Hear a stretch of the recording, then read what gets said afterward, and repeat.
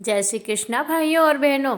आज मैं इस वीडियो में आपको बताने वाली हूँ कि चैत्र मास के शुक्ल पक्ष में आने वाली कामदा एकादशी का उदया तिथि में व्रत कब किया जाएगा, एकादशी तिथि का शुभारंभ कब होगा और तिथि का समापन कब होगा तथा इसके पारने का शुभ मुहूर्त कब है।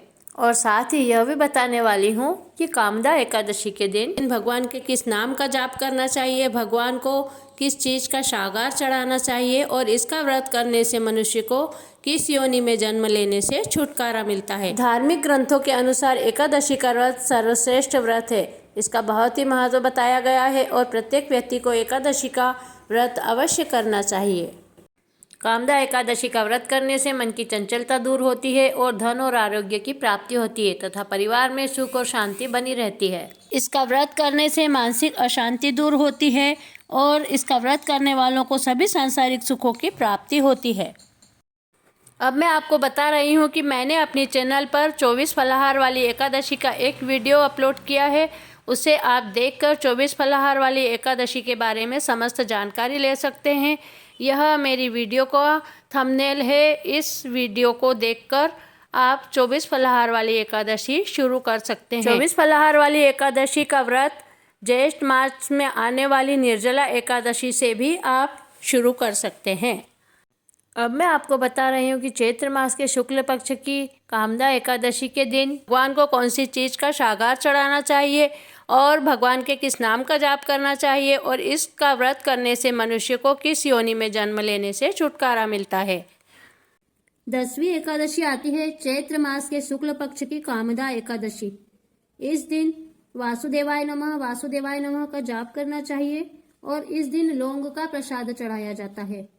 भगवान को 5 या 7 लौंग का प्रसाद चढ़ाएं और लौंग का ही दान करें और शाम को जब आप लौंग का प्रसाद लेवें तो केवल 1 लौंग ही ग्रहण करके अपने व्रत को पूर्ण करें।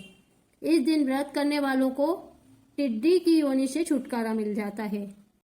अब मैं आपको बता दूं कि सन 2023 में चैत्र मास के शुक्ल पक्ष में आने वाली कामदा एकादशी तिथि प्रारंभ होगी 1 अप्रैल शनिवार मध्य रात्रि 1:59 से। एकादशी तिथि समाप्त होगी 2 अप्रैल रविवार सुबह 4:20 पर। 1 अप्रैल शनिवार को सूर्योदय का समय रहेगा सुबह 6:23 से शाम सूर्यास्त का समय रहेगा 6:30 तक। इसीलिए 1 अप्रैल शनिवार को सुबह से रात भर एकादशी रहेगी और एकादशी का व्रत 1 अप्रैल शनिवार को ही रखा जाएगा क्योंकि एकादशी 1 अप्रैल को ही उदया तिथि में है। अब मैं आपको पारने का शुभ मुहूर्त बताती हूँ। पारने का शुभ मुहूर्त होगा 2 अप्रैल सुबह 10:15 से 11 बजे तक पारना कर लेना चाहिए। पारना गाय के घी से ही करें। अगर गाय का घी न मिले तो तुलसी चरणामृत लेकर पारना किया जा सकता है। द्वादशी तिथि प्रारंभ होगी 2 अप्रैल रविवार को सुबह 4:21 से और समाप्त होगी 3 अप्रैल सोमवार सुबह 6:24 पर।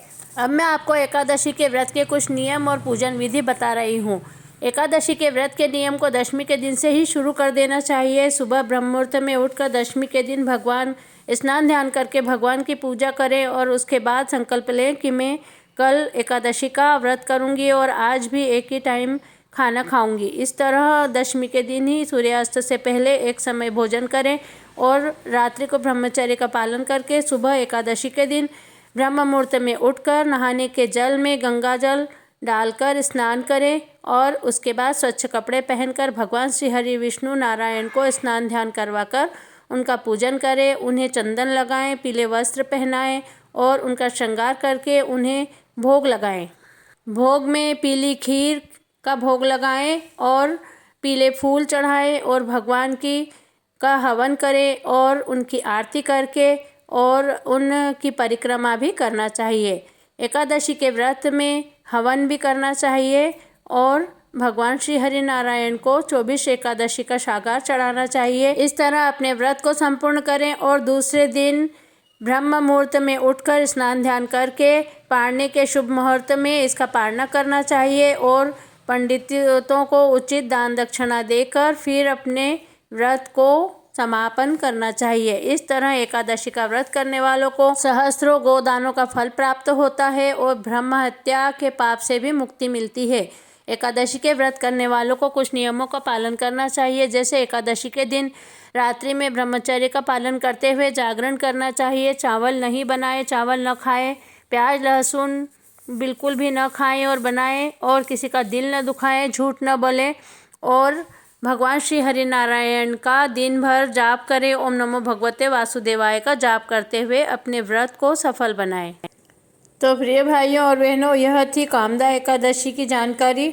आपको अगर मेरा वीडियो पसंद आया है तो आप मेरे चैनल को ज़रूर से ज़रूर सब्सक्राइब कीजिए और इस वीडियो को अधिक से अधिक शेयर कीजिए, जिससे सभी इसकी जानकारी प्राप्त कर सके। जय श्री कृष्णा, धन्यवाद।